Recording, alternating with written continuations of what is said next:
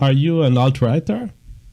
Yes, and I was wondering when you were considering getting me on just how just how far right you knew that I was, because I'm pretty much as far to the right as you can get, and like I'm pretty out there. And I was wondering if you were aware of that, but I was just like, oh, let's just go with the flow.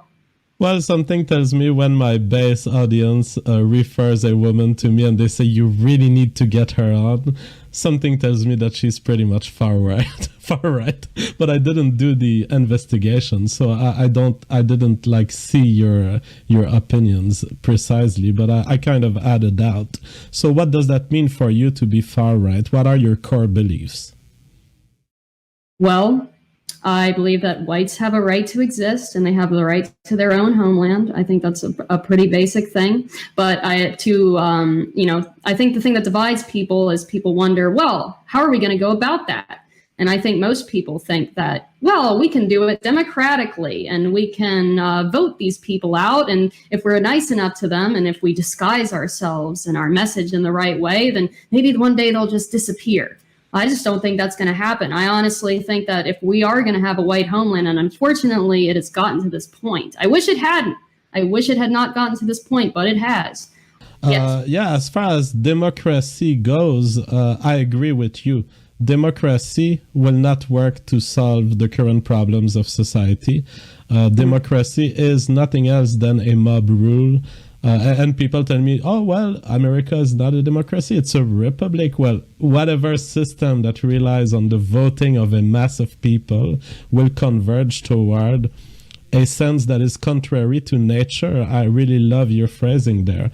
It's contrary. Nature, we became what we are through selection. And Yes. as long as you let everyone live and you let everyone collaborate happily, there's some sort of sewer that develops within your society. People don't evolve anymore to be excellent. If you don't have a Yeah. selection system, you cannot have excellence, in my view. Right, and we are in an incredibly dysgenic globe today, which is going to turn everything into a literal flaming hell that I don't want to live on. So in order to do that, we need to, and the dysgenics is there because we're feeding these Africans, and they cannot sustain themselves. They don't know how to farm.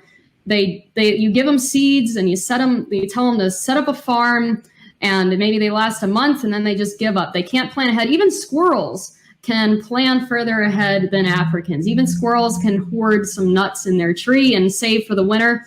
Blacks just can't do that. And I think we should just let nature run its course, stop feeding them, and their population will go way, way down very quickly.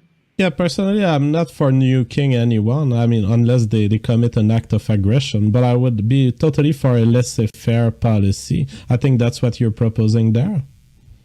Well, I mean, I think they are invading, and I think they are a threat. And I think they're causing worldwide disease, and they're literally going to kill us all if their population keeps rising. So I do think that if we had a competent border enforcement, let's say, and we had good immigration policies that allows us to let no one in or close to no one in, would that be a problem that there's people living in Africa? No, they can live in Africa. That's just fine. But we need to get the population way, way, way down. And then they can live there, na, na, na, na, na, na, Africa. That Toto song, down in Africa. Yeah.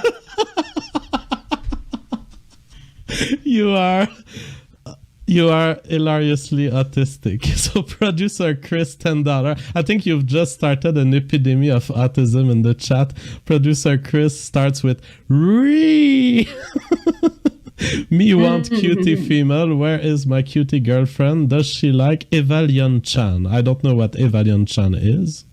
Oh, you don't know who Evalion is? Well, she's the original. She was one of the furthest right girls way before I was this far right. She was doing she was talking about Hitler and the Jews way before I was. And I think she's a cutie pie and she's a good girl and she's got a good voice. And I think she's a sweetie. So I wish her the best. I remember her being banned from YouTube. She exploded with popularity during a short-lived YouTube career, gaining 70,000 subscribers before she was banned from social media.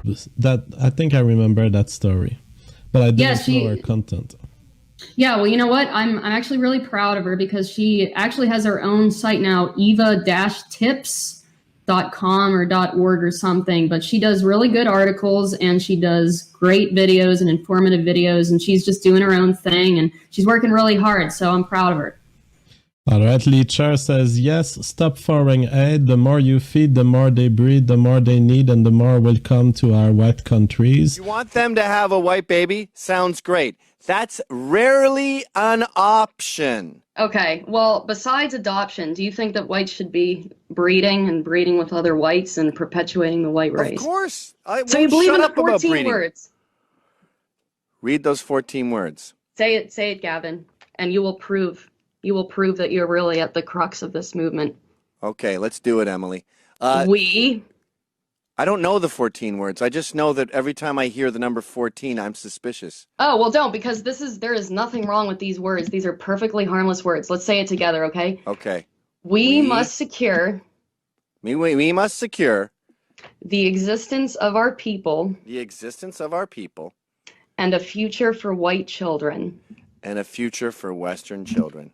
White, because do you want to replace Europe with, you're saying you want to replace it with other races as long as they adhere to Western chauvinist ideals. That's totally cool, right? Sure, yes. What? So you want America to be white people to be a minority in America? I don't think that's an issue if we focus on Western chauvinism. We have to deal with the hand we're dealt. But you just said the 14 words, Gavin. You just said it. It wasn't that hard. Oy vey. All right, thanks for coming on the show, Emily. Oy vey! How about that? Woo! But Stanley goes! Let me tell you guys, we're going to make the Phillies great again, baby. We're going to make the Phillies great again. We're going to make the Phillies great again. Hey, Mikey! Hey, Mikey! Hey, Mikey!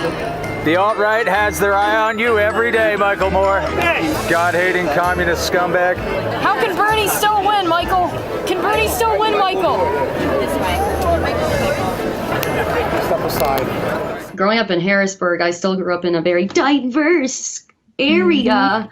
And I, from like a very young age, like 10, 11, 12, I think started 11. I hated myself for being white. I like felt this deep sense of shame and guilt, and I just hated it. And you know, I would be like taunted by like some of the black kids in school. They'd be like, white girl. Jeez. And they'd be like, look at that little white girl. She can't talk. You know, because like I was hated by all the kids, like all ethnicities. I was an outcast. You know, I was very shy, little runty kind of a girl. And I was ostracized by everyone. But, you know, I was always taunted for being white. And I was like, oh, of course, my fault. And, you know, I had this deep, deep longing for my own sort of, for my own culture and for my own roots. And, of course, I was taught that I didn't have any. And all I had was the Jew-constructed media culture. Mm-hmm. So they were like, oh, boy, you don't have one. Here, take ours. You know, so Big Macs and movies. Yeah, rap. Woo. Yeah, so from a young age, I was the Jews got me good. I was self-hating and had a big deep hole in myself for not having any like real roots, right? So we'll flash forward a couple of years to in high school, when I was about 16 or 17, I suddenly became obsessed with World War II. And I don't really remember what exactly it was that started me obsessing, but I would just go to the library, and this was back when we had dial-up internet. We couldn't, like, it took like hours to upload a YouTube video. Yeah. So I couldn't get any real sources. So I went to the library. I just got a whole bunch of books on communism and the Bolshevik Revolution and a whole bunch of books on Hitler and stuff. And, you know, this is the public library. It's all going to be kosher. So there wasn't anything, you know, all the books were... None of the good stuff. Right. Yeah. There wasn't any questioning going on. But I did enough research, and I soon came to the conclusion that communism was retarded. And Yes. it was just a lofty fantasy ideal, and it was never going to happen. And it's funny because I didn't take it seriously. I was like, okay, guys, keep sneaking your pamphlets into the literature. Good luck. Workers of the world unite. Okay. Good luck there, guys. And then I did come to the conclusion that all the commies were Jews. And Yeah, that, I mean, it was pretty obvious, but at the time, I didn't actually make anything of it. I'm like, oh, Jews just love communism. It's Just a that's coincidence. yeah, it's just a coincidence, guy. So in that period, I like kind of forgot about the Jews, and I was more focused on Islam. I was just like, I was in a Sharia spiral, and all I could think about was the impending Sharia law. And of course, that's a threat, but you know, the ones behind that, we wouldn't have this problem. We wouldn't have the open borders going on if it wasn't for the Jewish people. Yeah, I hate when you have to choose a side. At this point, we just want any of these invaders out or people that are tribally working against us out of the way. So I know I always hate that. Choose a side, and I refuse to do that. I want to take my own side, damn it, right? Take our own people's side. That's right. That's right. Yeah, so the thing that made me, so then I did the first Gavin interview. You saw that one? I saw it. Yeah, so that was when I was still, you know, pretty alt-right, pretty safe. I was just, you know, shilling my cartoons, kissing his ass. I thought Gavin was cool then. And what made me go the leap into full fash was about 2 or 3 weeks after that. NBC told Mike Cernovich to send him people who they wanted to do a story on the alt-right. And I emailed this lady, and I was saying stuff like, I did say stuff about like white nationalism and Germany's for the Germans, Britain is for the British and stuff like that, and whites are being replaced. But I also didn't have like the full grasp, and I was saying like, oh yeah, preserving like the Constitution. This is one which, you know, we want to do, but it's not like one of the big pillars. Yes. And I still said Western. I said we need to preserve Western instead of European civilization, European culture. That's right. Yeah, I was still kind of on that shtick. So after that, I was like, okay, so they might do a camera interview. So I was like, okay, I got to get this right. So I was like, I got to find the epicenter. So I did. And then I actually came upon your video where your critique of Milo's definition of the alt-right on that show, where he was like, oh yeah, you know, gay people is cool. It's cool. Yeah, it's totally not a white movement. Oh, it's totally, you know. It's not about white identity at all. No. Yeah, no, not at all. There's really nothing in there, blah, blah, blah. So when I saw you critique it and you're like, this is a white movement, I like felt this like shock all over me, and I'm like, wow, I got it wrong. For so long I didn't realize this was what it was about. Did the lightning bolt hit you and you say yes? Oh, you know, angels are singing. And then I was like embarrassed because I was like, oh no, I was emphasizing Western over that NBC interview. Oh no, I don't want to betray the movement. So, but that story never ended up going through. So if it did go through, I would have gone on camera and I would go full fash on NBC, but I don't think that's going to happen. But yeah, so then I found your guys' stuff, and that was like the first big real leap. And from there, I found TRS Radio. I got on the Discord first because I went to Discord, and I started out on the Are the Donald Discord, and then I went to the Poll Discord. In 2 weeks, I was on the Stormfront one. Mm-hmm, so I was like, oh, I found it. I found the center. Here it is. Yeah. And so I was on the TRS Discord for a while. Really nice guys. And then they sent me up with a forum account. And I started reading the Daily Stormer. And I think that's when I made the final leap.